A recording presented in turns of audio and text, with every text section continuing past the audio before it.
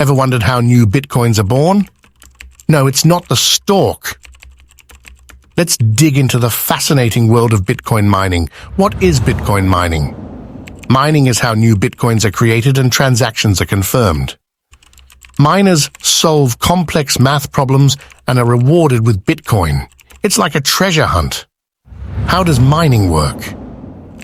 Miners collect transactions into blocks and add them to the blockchain. They compete to solve a puzzle, and the winner gets the mining reward. It's a race to the finish. You'll need some special gear for mining. ASIC, or application-specific integrated circuit miners, are super efficient but can be pricey. On the other hand, GPUs, or graphics processing units, are more budget-friendly but less powerful. Think of ASIC as a specialized race car and GPU as your everyday sedan.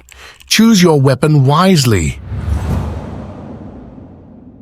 Mining isn't just about the hardware, it's also about the cost of running it.